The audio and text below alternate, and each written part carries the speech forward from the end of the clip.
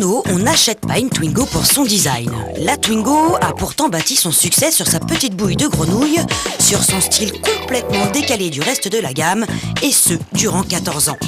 C'est sans doute en se basant sur cette idée que la marque française a fait disparaître l'esprit Twingo, au point de se demander même pourquoi ils ne l'ont pas appelé autrement. Cette nouvelle Twingo, donc, a perdu sa bouille de gamine pour se fondre complètement dans le style Renault. Sorte de mini-modus ou de Clio compactée, elle n'a plus rien du style de l'ancienne. En revanche, elle est mieux équipée, plus sûre, et pour la première fois, Renault en a décliné une version sportive, la GT. Elle peut également recevoir un diesel, le 1,5 litre DCI de la Clio.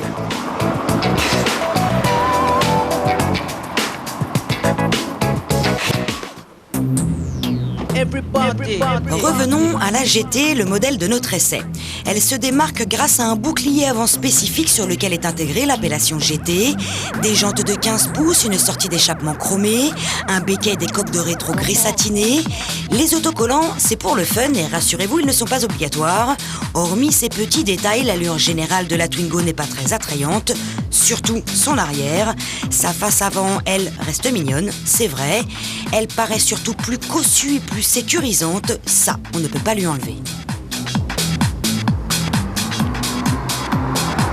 À l'annonce de cette GT, nous étions très impatients de découvrir son moteur, un 1 litre de turbo de 100 chevaux, d'autant qu'il promet une consommation d'un 1200 pour la puissance d'un 1 litre 4 et le couple d'un 1 litre 6.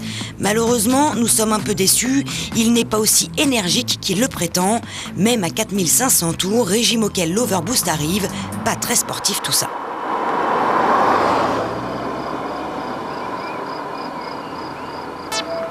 Toujours selon Renault, la Twingo se vend uniquement pour sa modularité.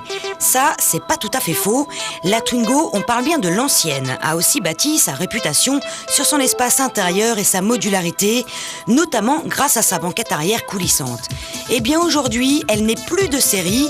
Il faut en effet atteindre le 3e niveau de finition pour qu'elle en soit équipée. La direction assistée aussi, là, c'est le comble. En contrepartie, la Twingo peut recevoir beaucoup plus d'options qu'avant, comme des airbags rideaux, le Bluetooth et une connexion pour lecteur MP3 par exemple. Sauf qu'à force de l'équiper, si vous optez pour la version diesel haut de gamme, qui vous coûtera en France 16 200 €, pour 250 € de plus, vous avez une Clio équivalente en motorisation et équipement. Enfin, les matériaux utilisés sont mieux, la finition de meilleure qualité, l'habitabilité à la hauteur, mais l'esprit Twingo a aussi disparu pour laisser place à un style bien triste.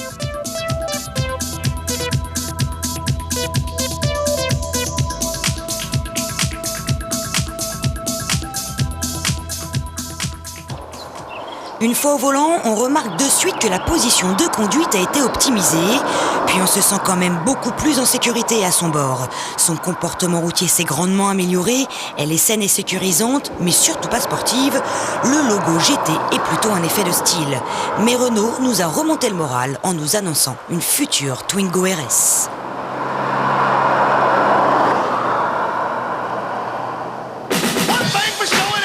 Cette nouvelle voiture est donc une vraie petite citadine branchée et sécurisante, mais surtout pas une Twingo.